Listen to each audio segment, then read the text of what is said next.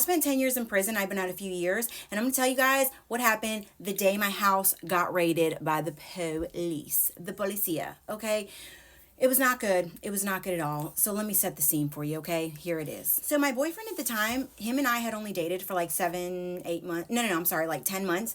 And I was actually at his house. I had my own apartment, but I was spending the night there. So remember, y'all, my boyfriend at the time, he has no idea that I'm a criminal. He has no idea that I'm a cat burglar. He has no idea that I have all this, past that I have. He just met me and I didn't tell him anything because I'm in a new city and I just wanted to start over, okay? Unfortunately, I didn't start over because I was still committing crimes. So I have my own apartment. He has his own house. I'm spending the night at his house. It's early in the morning. It's still dark outside. And all of a sudden, ding dong, ding dong. And I'm like, damn, it's early as hell. What's going on? Who the hell's at your house? It's early. So I kind of nudge him like, hey, get up. Because I don't know if he hears it or not, but I hear it. He gets up. He goes and answers the door. He comes back to the bed and he like kind of gives me the old, and he's like, Jen, your probation officer is here. Like, you have a probation officer? And I'm like, my probation officer is here. So I'm like, yeah. It's like from some old stuff from years ago, no big deal, whatever. And at this moment, it should have clicked. Like, it should have dawned on me. Hey, why the hell is my probation officer at his house? I haven't put his address on any of my paperwork. Nobody should even know I'm here or where here is unless they followed me here. So what is really going on? And I should have been clued off in that moment, but I wasn't. You know why? Because it was 6 a.m. Listen, nobody's thinking right at 6 in the morning on a Friday, okay? So I get up and I drag my groggy ass to the front door. When I get to the front door, I open it and I see my probation officer. Because yes, I was on probation for the other cases that I'd gotten arrested for some years back. I look at her, she looks at me, I don't understand what's going on and I'm not even thinking clearly, and all of a sudden, she grabs my arm right here, okay? She grabs my arm and she pulls me a little bit forward and she says, step out of the door frame, like the doorway, and don't make any sudden movements. Now, let me tell y'all something. Sometimes when you're young and you've driven when you shouldn't have been driving, you know what I'm saying? Feel me? And then like you see cop lights and all of a sudden, bam, you get sober real quick, right? Okay. That's what happened to me. I got awake real quick. Everything was alert, awake, antennas were up, and I was like, what is going on? Y'all, let me tell you something.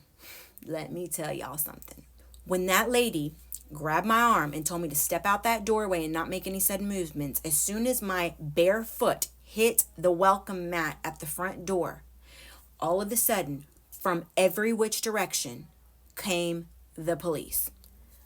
The police, the detectives, the street beat cops, unmarked vehicles, marked vehicles, SUVs. They were coming from the trees. Honey, y'all would have thought that I was the damn La Chapa. Y'all would have thought I was El Chapo's right-hand man. It was insane.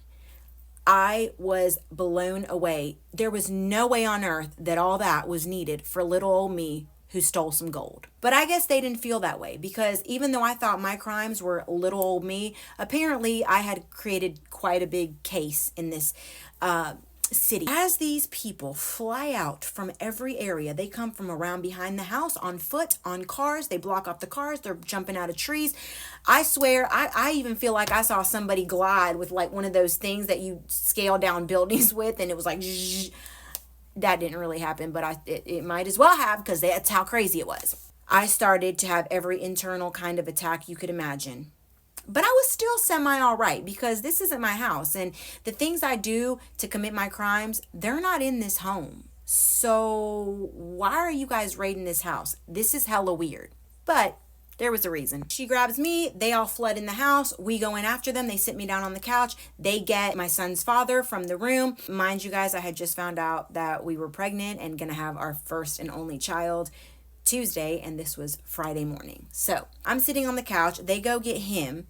He had jumped in the shower. He didn't even think anything was going on. He was going to just like question me about probation officer land after he got out. He gets out of the shower because they force him to. Now they're thinking that he has something to do with my crimes, because why would he not know about it, and why would he be with somebody if he wasn't involved? I mean, it makes sense, but he genuinely wasn't involved, and he didn't know jack diddly squat about my crimes, okay? Nothing at all. He didn't know anything about my crimes, and he was not involved at all.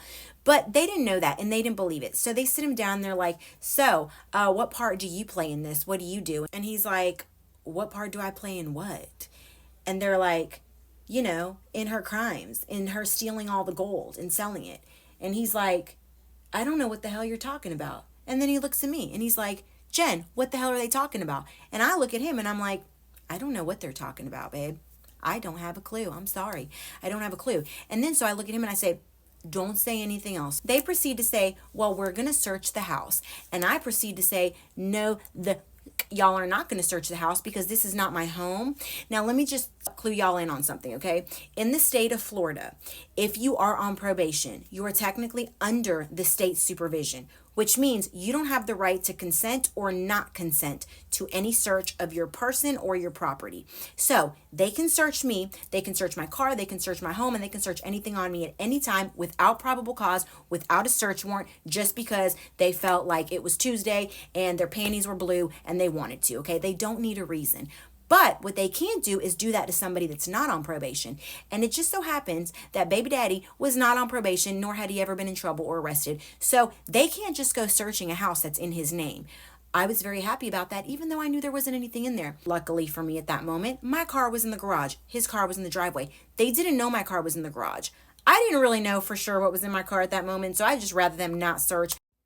But the good news about the car being in the garage is that if they can't search the house because it's his house and they don't have a warrant, they also can't look in the garage to identify that my car's there. So guess what? Peace. Y'all get the hell out. You guys can search me. You can search my purse. There's nothing here. So y'all can go ahead and catch deuces with your 35 cars and your people flying out of trees. Okay? Anyways, so they search. They don't find anything. They ask him, do we have your permission to search the house? And he was like, I mean, sure. And I was like, no, the hell they don't. And he was like, what? And I was like, no, the hell they don't. And he was like, why? And I was like, we'll talk about it later, but no, the hell they don't. And he was like, you guys can't search the house. And I feel bad I even put him in this position. But really, I was trying to protect myself. I'm just going to be real with y'all. I was trying to protect myself. And I knew he wouldn't get in any trouble for saying no. You have the right as a citizen to not consent to a search without a warrant. They search me. Like I said, they search my purse. And they get to stepping. But on their way out, like not entirely out, there was still some inside, and my probation officer was still talking to me face to face, not telling me why the hell they were there. Because for the record, nobody had even told me why I was there yet. Well, I knew why I was there. Nobody told me why they were there. Why the hell are y'all here?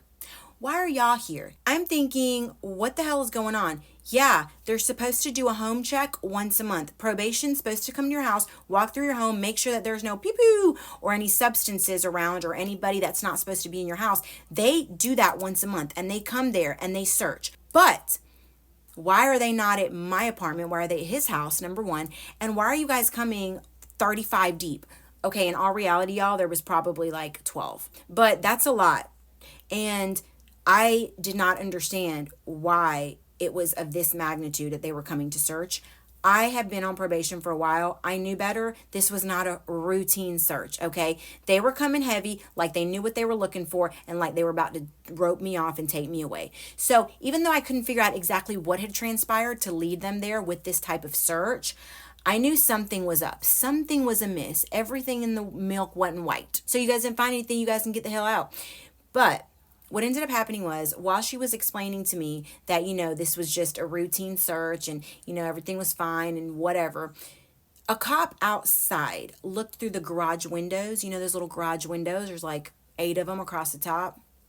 He put his binoculars on and looked through the window. And guess what happened? He saw my car in the garage.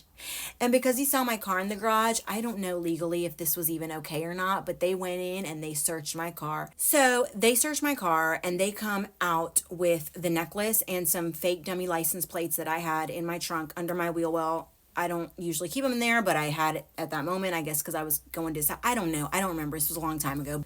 Long story short, when the cop came out, he had license plates in one hand, he had the necklace in the other, and he was like, we got her, yeah, here it is. Okay, I'm not bitter about them getting me because it saved my life and my son's, but he didn't have to do all that, okay? He didn't just win the lottery. He caught a criminal. It's your job, sir. And that was enough for them right there to take me away. So you know what happened? They took me away. They put me in the cop car. And at that point, my probation officer said to my baby daddy, hey, we're going to get a warrant for the rest of the house. So you can just either let us search or we can lock you out, close the house down, and then we'll take about 8 hours to get a warrant. She came back and told me that situation, and I told him, you know, to come over because I was like, can I tell him that it's okay to search? And she was like, yeah. So she brought him over, and I was like, hey, just let him search. Like, I know what's in the house. I know there's nothing in there. Whatever was in there was in my car, and that was it. So he was like, okay. So he let him search, and I felt really bad that he was even in that position. Again, they searched. They didn't find jack shit. Off to jail I went. When I got to jail, y'all, let me tell y'all something. Because you go to the county jail before you go to prison, if you go to prison. When I went to the county jail, these people swore they had like I'm telling y'all, they swore they had Chapo's wife, man. It was crazy. Little old pregnant me. Like what? There was quite literally detectives peeking their head in saying, oh, we heard you got him. Let me see. And I could hear them on the other side of the door saying this. And they'd open the door and they'd look at me and they'd be like, that's her. That's who we've been looking for.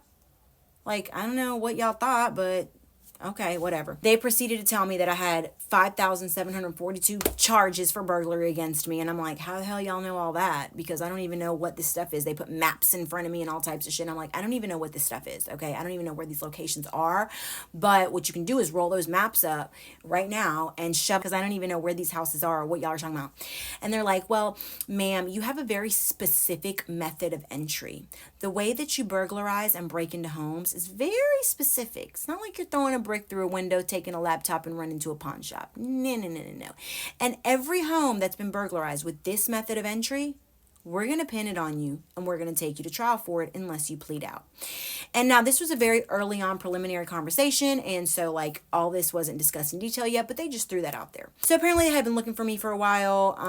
They finally got me and I had a lot of time to think about it because I proceeded to sit my very pregnant, very pissed off self in the county jail for the next almost 2 years, like 20 months, and fought my case.